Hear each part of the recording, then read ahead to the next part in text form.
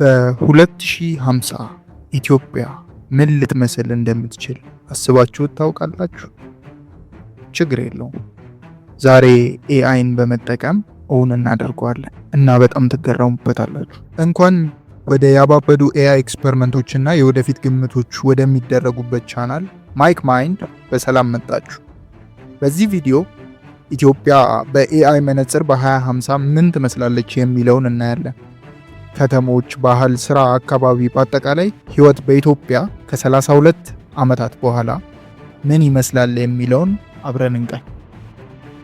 የመጀመሪያው ኤአይ የገመተልን ነገር የወደፊት የኢትዮጵያ ከተሞችን አስቡት እስኪ። አዲስ አበባ በኒየን መብራቶች አሸብርቃ ኤአይ ሁሉንም ትራንስፖርቶች ማኔጅ እያደረገ የሚበሩ መኪኖችን እያየን ሁሉም የፐብሊክ ስፔሶች ዲጂታል ሆነው እቃዎችን በድሮን እያጓጓዝን ይመስለኛል። ይሄ ነገር ቴክኖሎጂ ብቻ አይደለም፣ የምንኖረውን ህይወት ኮምፕሊትሊ ነው የሚቀይረው።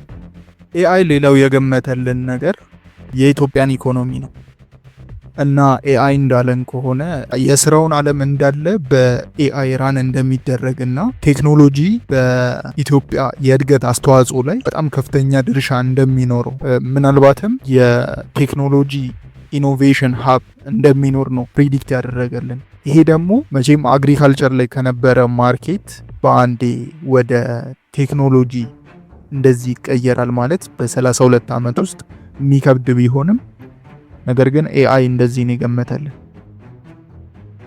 በመጨረሻም ኤአይ የካልቸራል እና ሶሳይቲ ቼንጅ እንደሚኖር ነው ፕሪዲክት ያደረገልን እና ትምህርት የሚባለው ነገር እንዳለ ዲጂታሊ እንደሚሆንና ኤአይ ቲቶር የሚሰጡ አስተማሪዎች እንደሚኖሩ ለሁሉም ተማሪዎች ነው ፕሪዲክት ያደረገልን። ይሄ ባይሆን አሪፍ ነገር ነው። ሌላው ኢንተርቴይንመንት፣ ኮሚኒኬሽኖች እና ሶሻል ሲስተሞች አጠቃላይ ከኤአይ ጋር ኢንተግሬት እንደሚሆኑና የኢትዮጵያን ካልቸር ቴክኖሎጂ ብሌንድ አድርጎት ሁላችንም ስማርት እና ኮኔክትድ እንደምንሆን ነው የገለጸልን። ይሄ ነገር ኮኔክትድ ከምትለው ቃል ውጪ አሪፍ ነገር ይመስለኛል።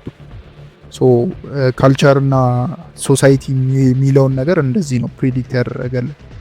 ስለዚህ ይሄ ማለት ምንድን ነው?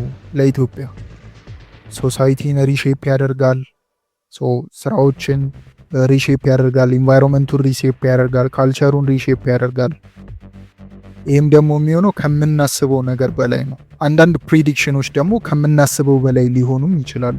ግን አንድ ነገር ግልጽ ነው፣ ወደፊት የሚመጣው ነገር በጣም አስገራሚና የተለያዩ ፖሲቢሊቲዎች ሊኖሩት የሚችሉት ነው። እንደዚህ አይነት ቪዲዮ ላይ በጣም ደስተኞች ከሆናችሁ እና የምታስቡት አይነት ቪዲዮ ከሆነ ሰብስክራይብ ቱ ማይክ ማይንድ እና ለሌላ ማይንድ ብሎዊንግ ኤክስፐሪመንት ከኔ ጋር አብራችሁ ትቀጥላላችሁ ማለት ነው።